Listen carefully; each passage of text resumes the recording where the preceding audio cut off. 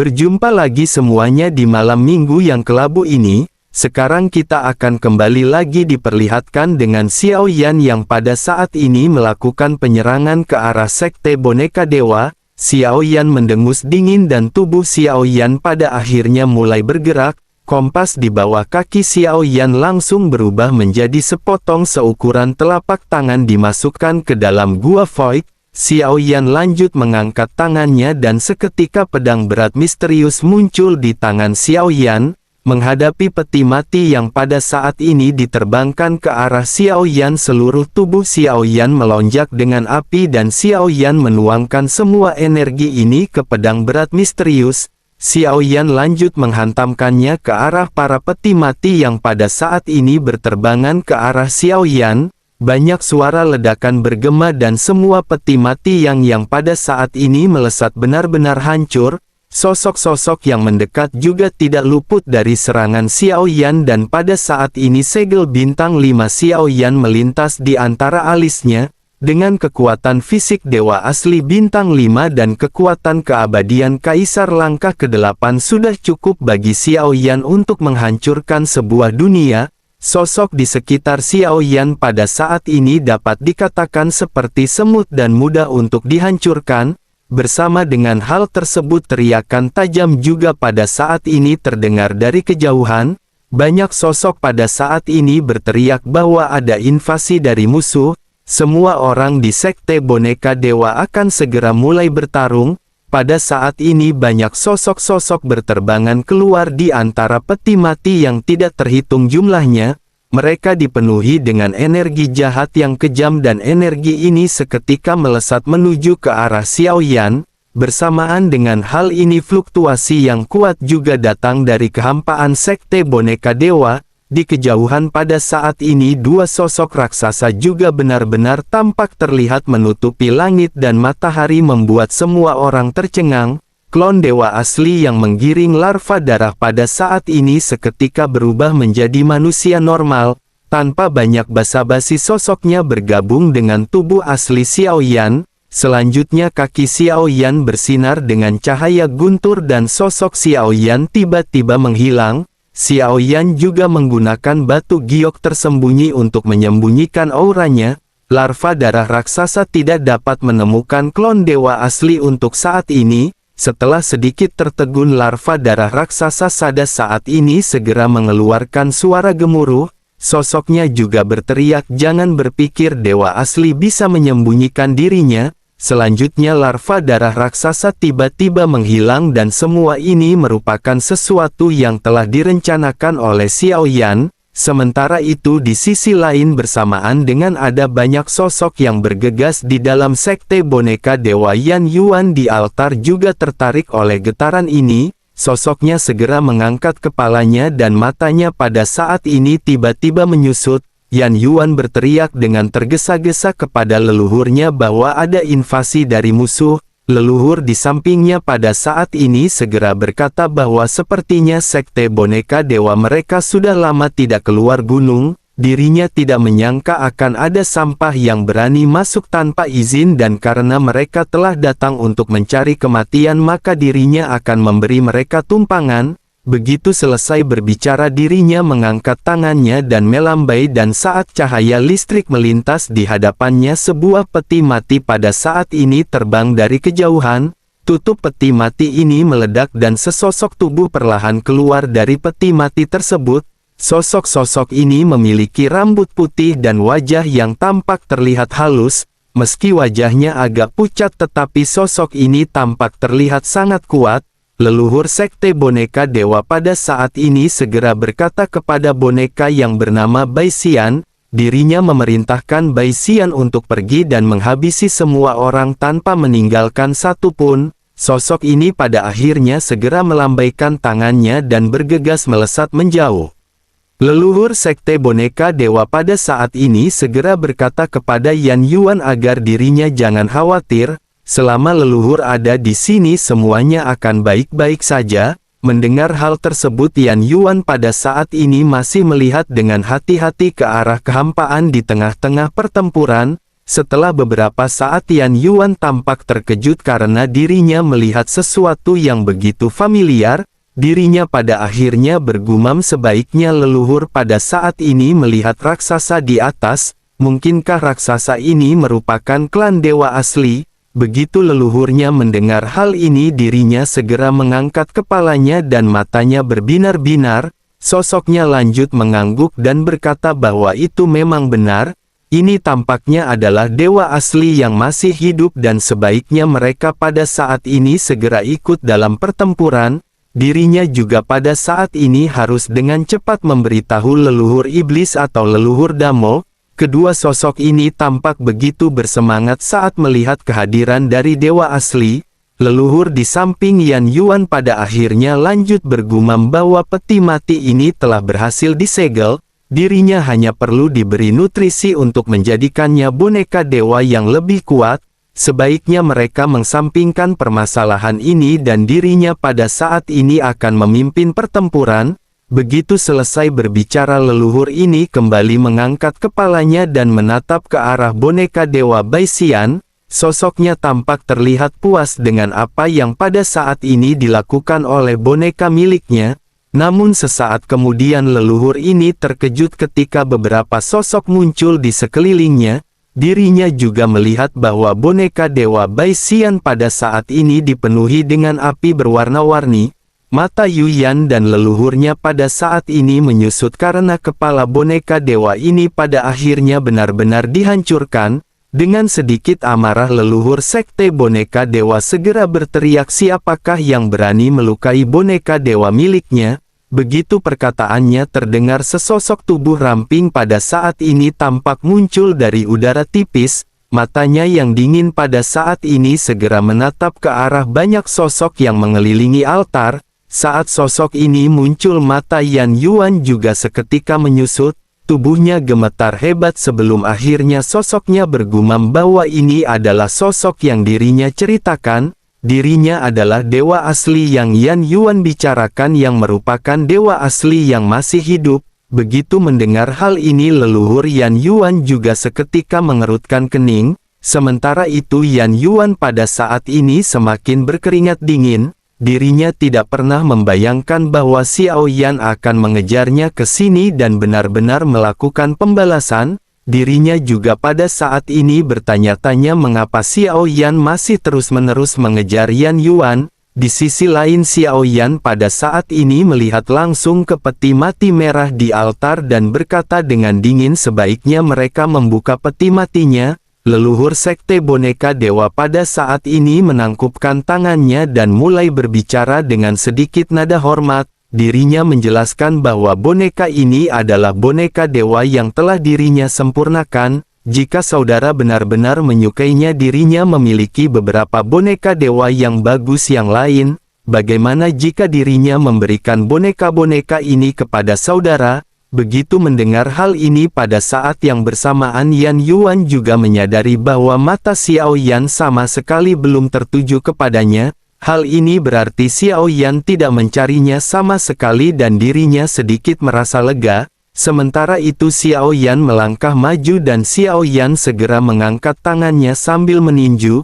Tinju besar Xiao Yan pada saat ini menyebabkan sosok-sosok yang berada di altar lari ke segala arah. Tinju ini juga seketika membesar dan melihat hal ini leluhur sekte boneka dewa berteriak karena saudara tidak tahu malu maka jangan salahkan dirinya untuk mengambil tindakan. Sosoknya lanjut melambaikan tangannya dan beberapa peti mati terbang keluar yang langsung menuju ke arah tangan besar Xiao Yan. Beberapa boneka dewa juga muncul dan mereka pada saat ini segera berhadapan dengan tinju Xiao Yan. Banyak ledakan seketika terjadi dan semua boneka dewa ini hancur berkeping-keping. Tinju Xiao Yan juga tidak berhenti dan leluhur sekte boneka dewa pada saat ini segera mengerutkan kening. Dirinya menggertakkan gigi dan mengangkat tangannya untuk melambaikan kembali beberapa peti mati. Namun hasilnya masih sama di mana mereka tidak bisa menahan tinju Xiao Yan. Setelah melihat hal ini leluhur sekte boneka dewa pada akhirnya segera membentuk segel tangan. genangan darah dari altar melonjak dan dengan cepat berubah menjadi perisai darah setinggi 100 meter. Ledakan pun seketika terjadi ketika tinju Xiaoyan menghantam perisai darah yang terbuat dari daging dan darah ratusan boneka dewa. Perisai ini juga memancarkan bau yang menyengat dan tampak telah menghitam tanpa adanya jejak merah yang segar. Yan Yuan pada saat ini berkeringat dingin melihat apa yang baru saja ditampilkan oleh Xiaoyan. Dirinya telah bertarung dengan Xiaoyan dan dirinya mengetahui kekuatan Xiaoyan. Sementara itu leluhur sekte boneka dewa pada saat ini segera berteriak ketika memerintahkan Raja Mayat ke-6 untuk keluar. Di atas bintang tengkorak di lubang hitam rongga mata yang seharusnya menjadi bola mata pada saat ini terlihat adanya kegelapan. Selanjutnya di lubang yang tampak tertutup untuk waktu yang lama terlihat ada peti mati yang tiba-tiba bergetar. Kemudian sebuah telapak tangan merah seketika muncul dari salah satu peti mati. Segera cahaya berdarah keluar dari peti mati dan langsung keluar dari kedalaman gua. Di pusat benturan pada saat ini perisai darah benar-benar tidak bisa menahan kekuatan pukulan Xiaoyan hingga akhirnya dihancurkan. Tepat ketika tinju Xiaoyan hendak melesat kembali maju, cahaya darah yang sebelumnya keluar seketika menghantam tinju Xiaoyan. Tinju Xiaoyan juga seketika terhenti tiba-tiba. Setelah Xiaoyan melihat lebih teliti ada sesosok yang pada saat ini memblokir tinju Xiaoyan. Sosok ini berwarna merah darah dan tampak seperti mayat berwarna merah. Sementara itu leluhur sekte boneka dewa segera berkata bahwa Raja Mayat ke-6 diberi makan oleh darah 100.000 boneka. Dirinya menggunakan energi jahat sebagai kekuatan dan saat bertarung dengannya energi jahatnya secara bertahap akan mempengaruhi pikiran Xiaoyan. Dirinya akan segera dilenyapkan dan darah Xiaoyan akan diminum olehnya. Leluhur sekte boneka dewa pada saat ini tampak terlihat dipenuhi dengan penuh percaya diri. Sosoknya juga lanjut berkata bahwa bahkan jika dirinya berhadapan dengan dewa asli Raja Mayat ke-6 ini tidak akan takut menghadapinya. Yan Yuan pada saat ini mengangguk mendengar apa yang baru saja dikatakan oleh leluhurnya. Sementara itu di pusat benturan tinju Xiaoyan pada saat ini benar-benar terguncang. Ledakan juga kembali terjadi dengan kedua belah pihak yang pada saat ini sedikit mundur. Raja Mayat ke-6 yang melesat mundur dengan cepat menstabilkan sosoknya dan kembali bergegas menyerang. Saat dirinya bergegas menuju ke arahan tiba-tiba telapak tangan muncul dan langsung menghimpit Raja Mayat ke-6. Segera setelah itu terdengar bunyi klik dari telapak tangan seolah-olah ada sesuatu yang dihancurkan. Begitu Xiaoyan membuka telapak tangannya, Xiaoyan menarik nafas dalam-dalam sebelum akhirnya meludahkan api yang sangat kuat ke dalamnya. Selanjutnya begitu api ini padam tidak ada satupun sosok yang terlihat di atas telapak tangan raksasa. Apa yang dihembuskan oleh Xiaoyan juga berangsur-angsur menghilang dan di atas telapak tangan besar tersebut pada saat ini hanya ada tumpukan abu berwarna gelap. Kepercayaan diri di wajah leluhur sekte boneka dewa pada saat ini seketika lenyap. Ekspresinya digantikan oleh kengerian karena aura dari Raja Mayat ke-6 benar-benar telah menghilang. Xiaoyan juga pada saat ini berkata dengan nada meledek bahwa sungguh sangat disayangkan jika menghabisi boneka dewa di tingkat ini. Begitu Xiaoyan berbicara, Xiaoyan tiba-tiba menyadari Ye Tian yang membutuhkan pasukan boneka. Xiaoyan berpikir bahwa Xiaoyan sepertinya bisa memanfaatkan Ye Tian untuk mengurangi kerusakan penghancuran musuh. Xiaoyan pun segera membalik telapak tangannya dan mengeluarkan bendera penekan jiwa serta meminta Ye Tian untuk segera datang. Xiaoyan tidak tahu di manakah Ye Tian dan Xiaoyan tidak yakin apakah Ye Tian akan datang. Tetapi tentu saja selama Xiaoyan sedikit mengancamnya, Ye Tian pasti akan datang dengan sendirinya. Sesaat kemudian suara Ye Tian juga segera terdengar dari bendera penekan jiwa. Ye Tian bertanya apa yang Xiaoyan lakukan dan dirinya pada saat ini tidak memiliki waktu. Xiaoyan pada saat ini segera dengan singkat menjelaskan situasi yang dialami oleh Xiao. Namun Ye Tian tidak menanggapi perkataan Xiaoyan. Setelah mendengar semuanya, Xiao Yan pada akhirnya kembali berkata bahwa mereka semua adalah boneka iblis yang sudah jadi. Pertempuran akan segera dimulai dan mungkin Xiao Yan bisa mengumpulkan lebih banyak energi jahat untuk Ye Tian. Begitu mendengar kata-kata Xiao Yan barulah Ye Tian pada saat ini memutuskan untuk bergegas. Xiao Yan lanjut menyingkirkan bendera penekan jiwa dan Xiao Yan kembali menatap ke arah altar. Xiao Yan lanjut menginjakkan telapak kakinya dan sosok Xiao Yan seketika telah berada di samping peti mati berwarna merah. Xiao Yan bergumam sambil mengelurkan tangannya membelai peti mati merah tersebut. Xiao Yan bertanya ada berapa mayat lagi yang mereka miliki. Mendengar apa yang dikatakan oleh Xiao Yan leluhur sekte boneka dewa pada saat ini sedikit terdiam. Kekuatan Xiao Yan ini tampak lebih kuat daripada apa yang dirinya bayangkan. Raja mayat miliknya sebelumnya setidaknya akan bisa berhadapan dengan keabadian para dewa. Namun dirinya tidak pernah menyangka bahwa boneka yang dirinya miliki akan dapat langsung dikalahkan oleh Xiao Yan. Sosoknya pada akhirnya segera memiliki ekspresi yang berbeda dan tampak sedikit takut kepada Xiao Yan. Sosoknya berkata bahwa saudara bukanlah anggota sekte boneka dewa. Dengan kekuatannya bukankah tidak pantas bertarung dengan sekte boneka dewa? Jika dirinya bukan anggota dari klan mereka dirinya juga tidak akan bisa menggunakan boneka dewa ini. Xiao Yan menatap ke arah leluhur sekte boneka dewa yang pada saat ini membungkuk kepada Xiao Yan. Sikapnya tampak benar-benar berbeda jika dibandingkan dengan sebelumnya. Namun Xiao Yan pada saat ini tidak ingin banyak bacot. Kelima jari Xiao Yan tiba-tiba segera mencubit peti mati merah di sampingnya. Segera setelah itu terdengar bunyi klik dan kelima jari Xiao Yan benar-benar meremas peti mati. Melihat hal tersebut leluhur sekte boneka dewa pada saat ini segera berkata bahwa jika saudara menginginkan boneka dewa ini dirinya bisa memberikannya kepadanya. Mereka telah menghabiskan banyak usaha untuk menyegelnya. Jika mereka menyimpannya selama 1000 tahun mungkin boneka dewa ini benar-benar akan bisa menerobos keabadian para dewa. Xiao Yan sedikit terkejut dan mengangkat alisnya begitu Xiao Yan mendengar hal ini. Namun jika hanya seperti itu dengan kemampuan dari klon Zuchi hanya permasalahan waktu sebelum akhirnya dirinya akan bisa menerobos ke tingkat keabadian para dewa. Xiao Yan pada saat ini tidak terlalu tertarik dengan apa yang ditawarkan oleh sosok ini. Xiao Yan pada akhirnya segera berkata bahwa sesungguhnya ide yang dirinya sebutkan merupakan ide yang bagus. Tetapi jangankan 1000 tahun lagi Xiao Yan tidak yakin apakah sekte boneka dewa akan dapat bertahan hari ini.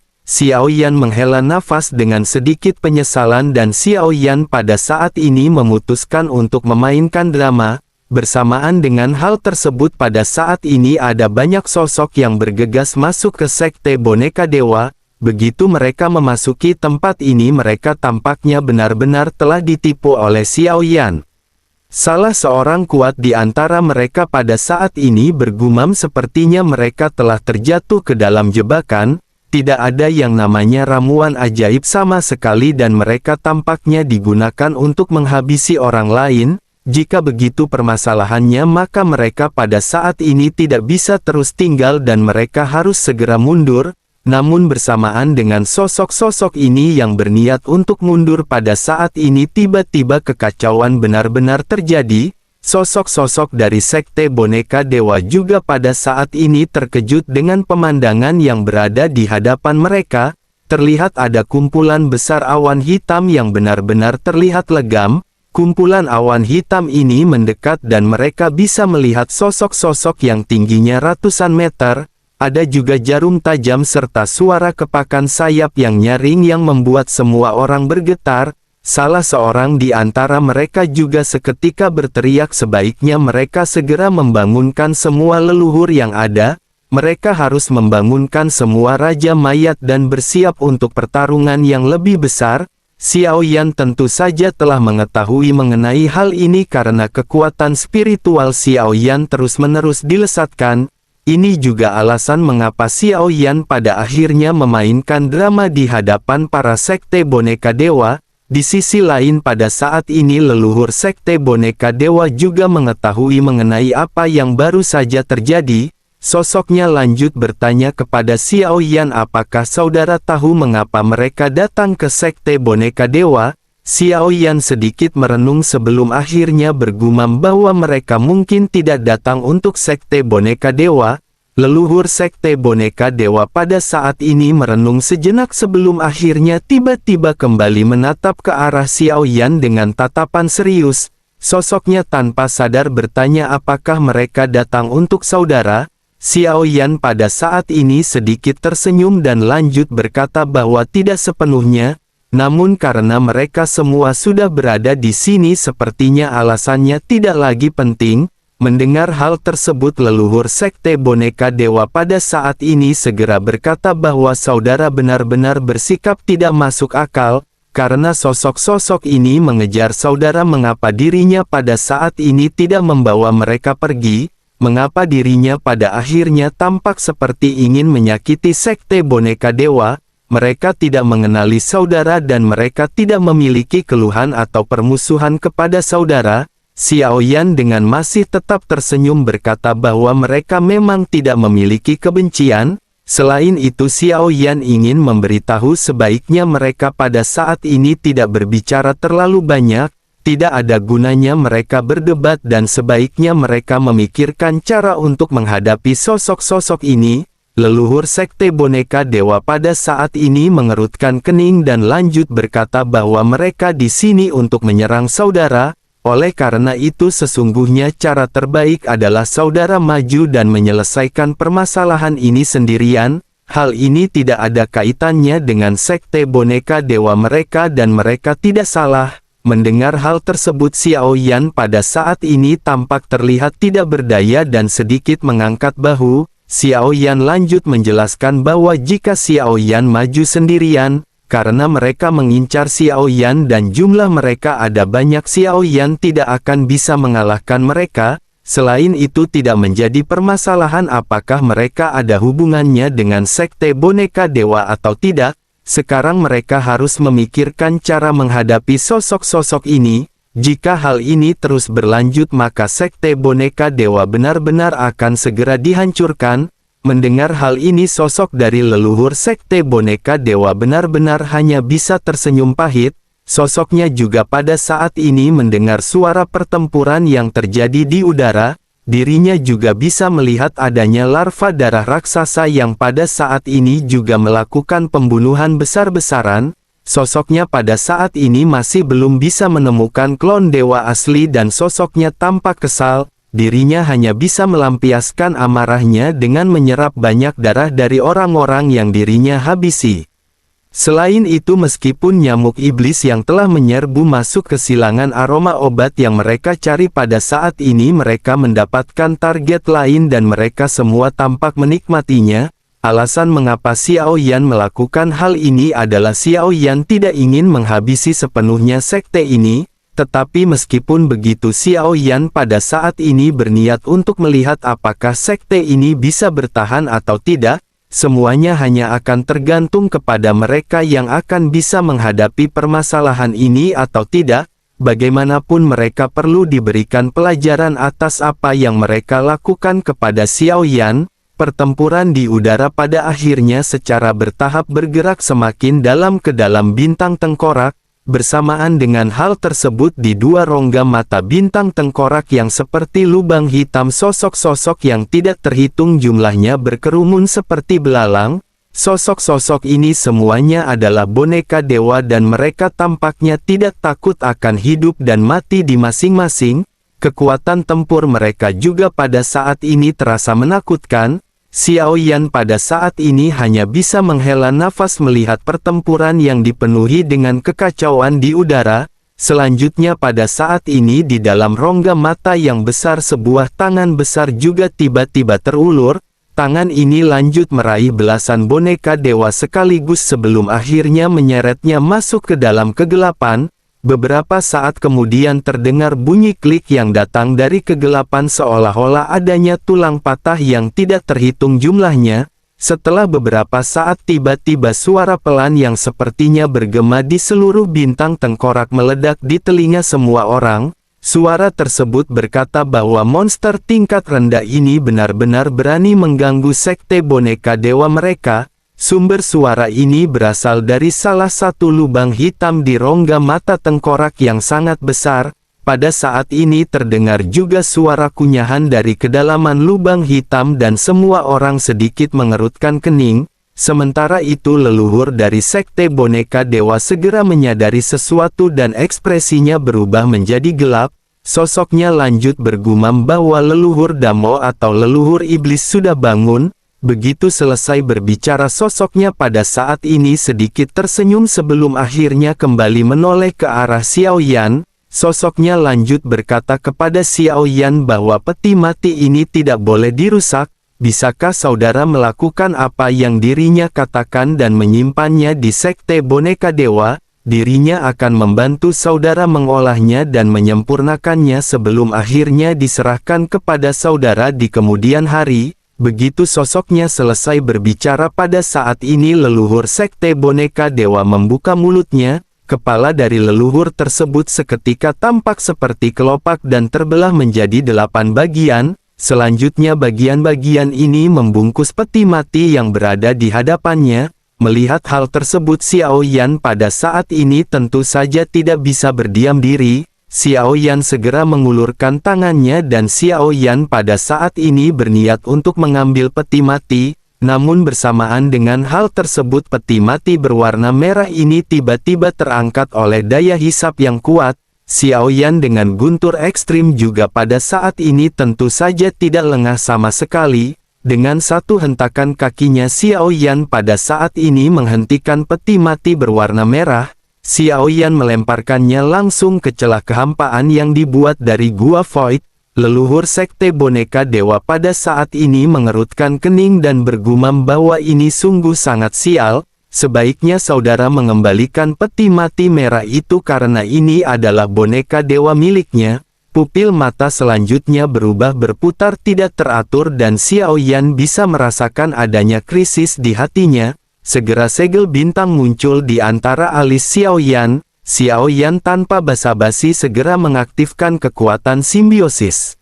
Xiao Yan menyebarkan kekuatan bintang di matanya dan bersamaan dengan hal tersebut Xiao Yan mendongak dan menatap ke arah leluhur sekte boneka dewa yang tiba-tiba muncul di hadapannya. Kepalanya telah berubah menjadi 8 bagian kelopak dan Xiao Yan pada saat ini sedikit terkejut. Leluhur sekte boneka dewa pada saat ini bergumam akhirnya tubuh fisik yang cocok telah muncul. Xiao Yan pada saat ini mengerutkan kening karena Xiao Yan bisa merasakan adanya perbedaan dari sosok ini dari sebelumnya. Xiao Yan juga bisa merasakan adanya kekuatan pengekangan. Xiao Yan bertanya-tanya kekuatan macam apakah ini dan bagaimana ini bisa membuat Xiao Yan tidak bisa bergerak. Xiao Yan pada saat ini menundukkan kepalanya dan meskipun Xiao Yan tidak memahami segel Xiao Yan menemukan ada segel besar di bawahnya yang membatasi tubuh Xiao Yan. Di saat yang bersamaan sesosok tubuh juga pada saat ini keluar dari lubang hitam di rongga mata. Arahnya juga segera mengarah langsung ke arah Xiao Yan. Xiao Yan lanjut bergumam bahwa sekte boneka dewa ternyata memiliki sosok kuat lainnya. Xiao Yan benar-benar merasakan adanya krisis dan Xiao Yan pada saat ini tampak sedikit panik. Meskipun Xiao Yan telah menggunakan kekuatan spiritualnya untuk menyapu sekitar sepertinya Xiao Yan pada saat sebelumnya tidak merasakan adanya aura lain. Selain itu Xiao Yan juga bisa merasakan aura di tubuh dari leluhur di hadapannya pada saat ini melonjak. Tetapi Xiao Yan bisa merasakan bahwa kekuatan pengekangan dan penahanan ini bukan berasal darinya. Xiao Yan pada saat ini hanya bisa terdiam menatap ke arah 8 kelopak yang terlihat semakin membesar.